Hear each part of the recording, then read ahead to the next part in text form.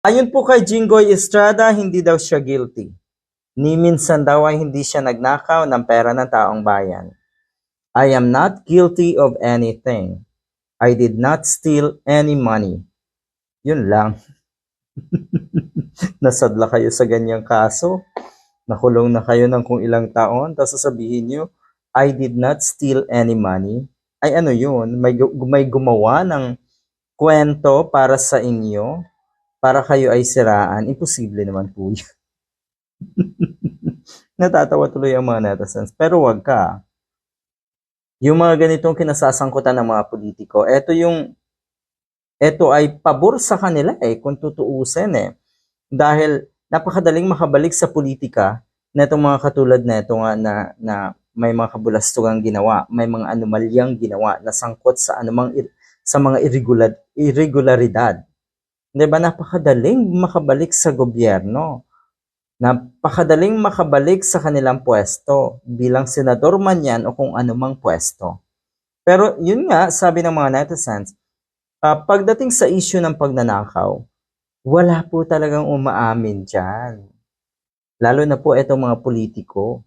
Wala pa ata sa history ng mga naakusahan na sangkot sa pagnanakaw ang umamin. Kahit siguro yung mga pagpatay, meron ng mga umamin. 'Di ba? At kung ano pang ibang kaso, kung ano pang or iba pang krimen. Pero yung pagnanakaw, nakikita natin wala talagang direktang umaamin. Sabi nga, may magnanakaw bang umaamin sa ginawa niyang kasalanan? Natural, wala. So ayan, nagulat din daw itong si Jinggoy Estrada. Okay. Dahil nga ang kaso niya ay plunder. Na-clear siya, nagdusa siya ng kung ilang taon din sa kulungan, abay halos isang dekada na tumatakbo itong kasong ito. At hindi daw niya alam na meron pa pala siyang kaso na bribery, direct bribery and indirect bribery.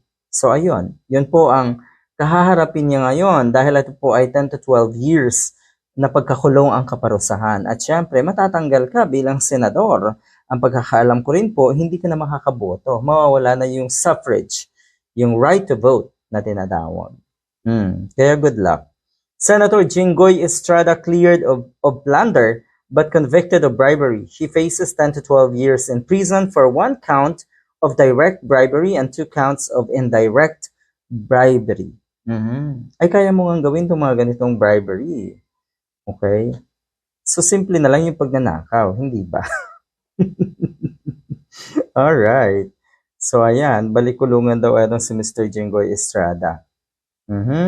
Idiniklara ng Sandigan Bayan 5th Division na not guilty sa kasong plunder. Malaking kaso ang plunder Ang pagkakaalam natin, ito'y walang bail. So yun nga, lusot siya dyan. Okay? Pero yun nga, meron pang 2 kaso. At nakakagulat na hindi daw niya alam. Yun kasi yung kanyang pahayag Hindi daw niya alam itong kaso na ito. Okay? Tingnan natin. Anong sabi niya? I am so surprised since based on the information sheet, there was no bribery, direct and indirect bribery filed in the information sheet. It is only a case of plunder and I have already been acquitted. Yan yung pahayag ni Estrada. Ang ibig daw sabihin na ito, makukulong daw ba siya agad? Ito ba ay final na desisyon na dapat ipatupad na nga yung kaparusahan? Ay abay mukhang hindi pa dahil pwede siyang mag-appeal. Pwede pa siyang umapila. Sabi nga niya, inutusan daw niya ang kanyang mga abogado to exhaust everything para nga maiapila itong kasong ito. So anong masasabi ng mga kababayan natin? Nako, good luck. Totoo naman, 'di ba? Totoo na ang kakapal ng mukha ng mga politiko na ganito. Naandyan pa rin sa pwesto. Abay sa ibang bansa yan, masangkot ka pa lang, hindi ka pa napapatunayan, ay bababa ka na sa pwesto. Ito naman kasing mga kababayan natin na madalas kong sabihin na ang sisi talaga ay posibleng mas malaki sa mga butanteng Pinoy, abay hindi niyo po talaga o hindi rin po ba talaga kayo matututo kung sino ang dapat iluklok, kung sino ang dapat iboto at ibalik sa pwesto.